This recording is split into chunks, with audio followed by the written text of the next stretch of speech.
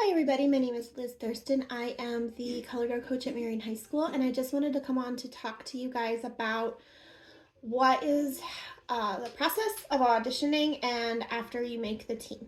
So first and foremost, if you make the team, I am so proud of you. Great job. If you didn't make the team this year, I really would encourage you to keep coming back and spinning with us for as many things as possible, and we will see you at next audition. I hate cutting anybody. I think that this is a skill that you have to develop, and I'd rather develop you on my fall field instead of having you guys try to do it on your own or get discouraged. So I just know right now, most of the time when I have to cut someone, it's just because of numbers.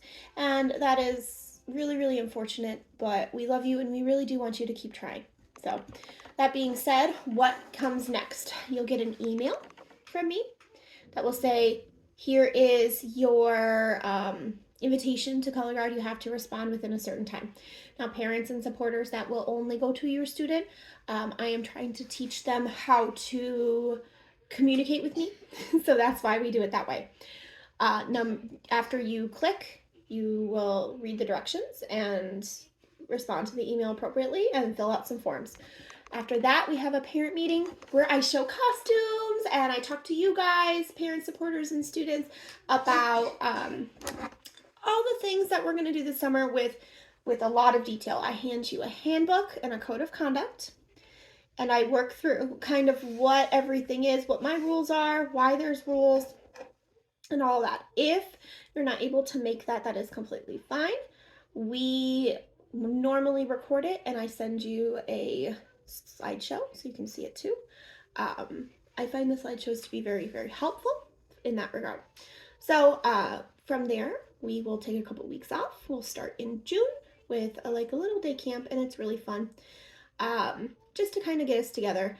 We normally will do an activity that builds team building that day, and we'll meet Alexi, who is my DCI marching guru. He's like my favorite person to bring in. He's an ed major at Iowa, and he's marched drum corps and Iowa Hawkeye marching band for years, to come and teach marching basics, which I'm a big fan of. We teach them early so that they know and they feel very confident. My assistant director is Kaylee Dodd. She is my rock. She is my favorite, amazing person in the world. She is also there to help and teach your children. She is amazing at swing flags and chain flags, and will definitely be a person that your kids will learn to rely on and love throughout the season.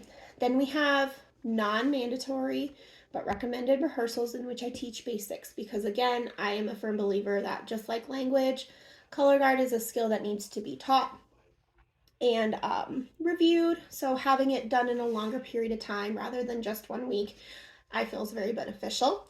Also, if you miss that week, you miss a lot, and I'd rather have it that if you can come to some, this is an easier way to learn.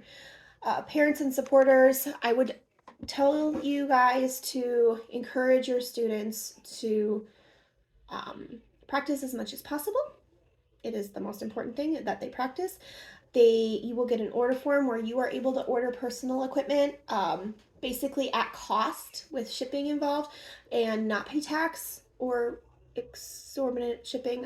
When you ship poles, unfortunately, they're like $20 in shipping, which you can totally do on your own. I am completely fine with that. Or you can save some money and buy them from me, and they'll be a part of your fees. From there, you just have them practice as much as possible. We do have a wide variety of videos on our YouTube channel that will help them practice. And the last thing is fees. I'd keep this sport as minimal as possible. It does cost money. Everything does cost money. But when fees will come up, you'll get a Google form to fill out. There will be some required items and some items that you can buy and some items that are helpful but not necessary in any way, shape, or form. And you just fill that out. And I'm going to tell you, the first year is a bigger bite, and then the second years are not so bad. So I have kiddos who just buy the necessities their first year, and then they can rent a flag out from the school and go from there.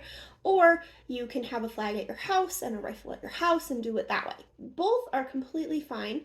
It's just something that you and your family get to choose. The last thing is about fees is I am not a person who believes that fees have to be paid at once. You can, and you I'm not going to say you can't. But if you are in a place where you have to wait to pay fees or pay them a little bit at a time, we set up something and then I make sure it's just paid by the beginning of tryouts for the next year. So for example, as long as you're paid up by the first day of tryouts, your kid is completely fine to try out. Otherwise, we'd have to have a conversation. But the hard and fast rule is your students' fees have to be paid prior to tryouts. So if you have any questions, comment below. If you have any other things that you need written, let me know. They should be up at the top. And I hope you guys have a great day. Bye bye.